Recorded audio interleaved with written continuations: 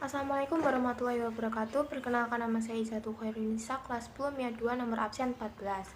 Di sini saya akan menjelaskan tentang klip yang saya buat minggu lalu mengenai kerajaan Islam di Sumatera Barat. Sejarah masuknya agama Islam ke Sumatera diperkirakan dimulai pada abad ke-7 Masehi.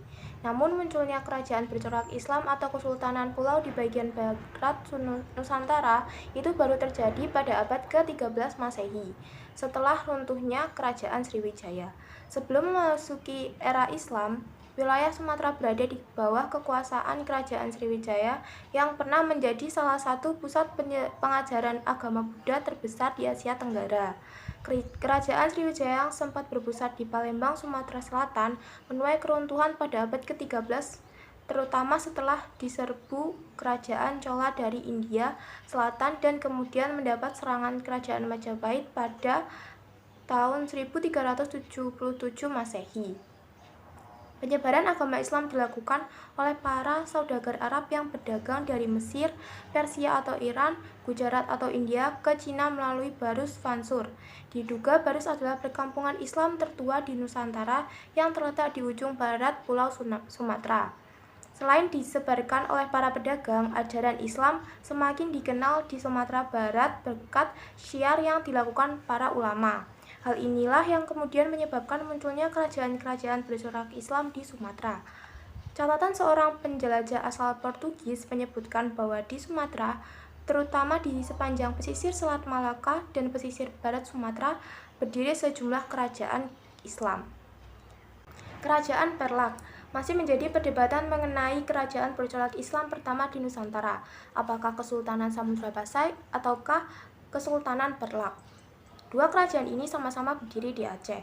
Penguasa pertama Kesultanan Perlak ialah Sultan Alauddin Shah yang memimpin pada tahun 1161 hingga 1186 Masehi.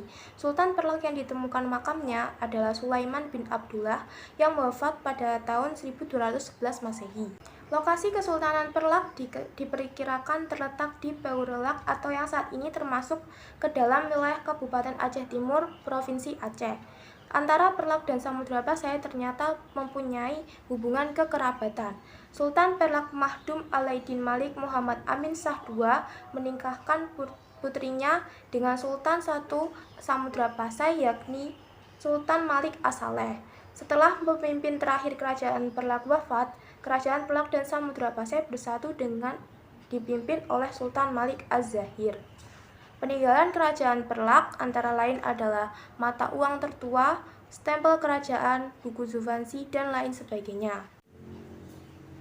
Raja-raja memimpin kerajaan Perlak, dimulai dari Sultan Alauddin Maulana Abdul Aziz Shah yang memimpin pada tahun 840 hingga 864 Masehi, sampai dengan Sultan Mahdum Alauddin Malik Abdul Aziz Johan Berdaulat yang memimpin pada tahun 1267 hingga 1292 Masehi. Ia menjadi raja terakhir yang memimpin kerajaan Perlak. 2. Kesultanan Samudra Pasai. Kesultanan Samudra Pasai diperkirakan mulai eksis antara tahun 1270 hingga 1275 Masehi.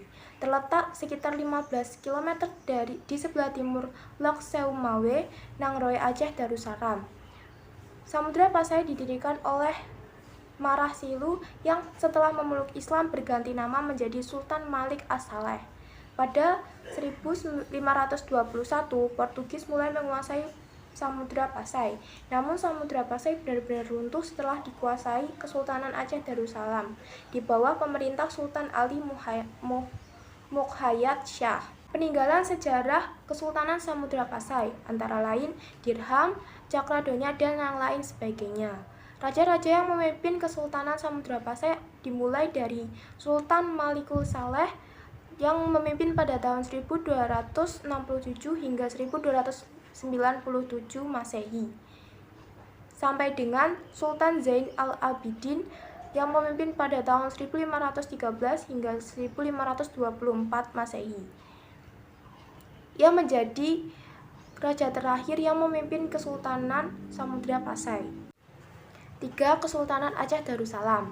Sultan Ali Muqayyad Shah 1514 hingga 1530 Masehi mendirikan Kesultanan Aceh Darussalam pada awal abad ke-16. Ia menaklukkan beberapa kerajaan lainnya di Aceh termasuk Bedir, Samudra Pasai, dan Daya, serta memperluas wilayah hingga perbatasan Minangkabau. Puncak kejayaannya terjadi pada era Sultan Iskandar Muda. Ia berhasil menundukkan daerah-daerah di sepanjang pesisir barat dan timur Aceh serta Johor. Kesultanan Aceh Darussalam mulai mengalami kemunduran sepeninggal Sultan Iskandar Muda karena tidak lagi memiliki pemimpin yang cakap lagi. Selain itu, terjadi perselisihan berkepanjangan antara golongan Teuku atau bangsawan dan golongan Tengku atau ulama. Peninggalan Kesultanan Aceh Darussalam antara lain adalah Masjid Raya Baitur Rahman, Makam Sultan Iskandar Muda, Benteng Indrapatra, Taman Sari Gunungan, Uang Emas Kerajaan Aceh, Meriam Kesultanan Aceh, dan Pintu Kop. Raja-raja memimpin Kesultanan Aceh Darussalam dimulai dari Sultan Ali Muhayyad Syah yang memimpin pada tahun 1496 hingga 1528 Masehi, sampai dengan Sultan Muhammad Daud Syah yang memimpin pada tahun 1874 hingga 1903 Masehi. Ia menjadi raja terakhir yang memimpin Kesultanan Aceh Darussalam. 4. Kesultanan Siak Sri Indrapura. Kesultanan Siak Sri Indrapura didirikan di Riau oleh raja kecil yang bergelar Sultan Abdul Jalil Rahmat Syah pada tahun 1723 hingga 1746 Masehi. Abdul Jalil Rahmat Syah adalah putra dari Sultan Mahmud Syah dari Kesultanan Johor. Kesultanan Siak Sri Indrapura berpindah-pindah pada masa Sultan Ismail tahun 1827 hingga 1864. Pusat kerajaan berada di Siak Sri Indrapura yang kini menjadi ibu kota Kabupaten Siak, Provinsi Riau. Hingga Sultan terakhir sebelum melebur dengan NKRI pada 1945. Peninggalan Kesultanan Siak Sri Indrapura adalah Istana Siak Sri Indrapura, mahkota kerajaan, dan yang lain sebagainya. Raja-raja memimpin Kesultanan Siak Sri Indrapura dimulai dari Sultan Abdul Jalil Rahmat Syah pada tahun 1723 hingga 1746 sampai dengan Sultan Asyahid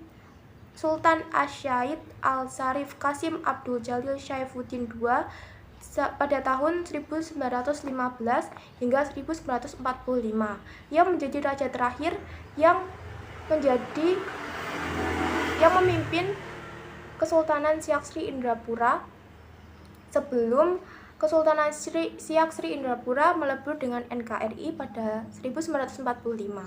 Selain kerajaan-kerajaan yang sudah saya jelaskan, masih banyak kerajaan bercorak Islam lainnya di Sumatera Barat. Sekian penjelasan dari saya ucapkan terima kasih. Wassalamualaikum warahmatullahi wabarakatuh.